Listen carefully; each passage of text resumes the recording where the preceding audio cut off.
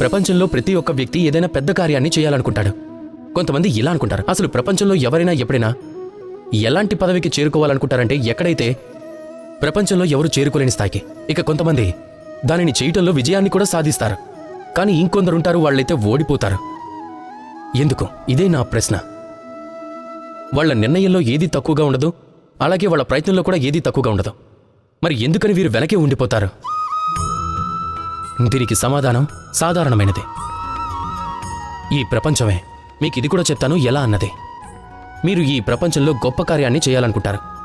ఎంత గొప్పదంటే ఏ పదవినైతే పొందాలనుకుంటారో దానిని ప్రపంచంలో ఎవరు ఎప్పుడూ పొందలేనిది. కానీ మీ సమస్య ఇది కూడా ఏంటంటే ఈ కార్యంలో ప్రపంచం మీతో పాటు ఉందా లేదా అన్నది. ఎంత విచిత్రమైన విషయం. అరే మర్చిపోండి ఈ ప్రపంచాన్ని. ఒంటరిగా జీవితంలో ముందుకు సాగండి. గంగోత్రి నుంచి ఎప్పుడైతే ఒక నీటి బిందువు బయటకొస్తుందో అది కేవలం ఒక్క నీటి బిందువే. కానీ ఎప్పుడైతే అది దాని ప్రయాణాన్ని ప్రారంభిస్తుందో అప్పుడు అది అన్ని బిందువులతో కలిసి ఒక నదిగా తయారవుతుంది. అది గంగగా మారుతుంది. ఒకవేళ మీకు జీవితంలో ముందుకు సాగాలంటే ఒంటరిగానే ముందుకు వెళ్ళడం నేర్చుకోండి. నిర్భయంతో, సాహసంతో, ఆత్మవిశ్వాసంతో జీవితంలో ముందుకు సాగండి. ఒంటరిగా ముందుకు సాగండి.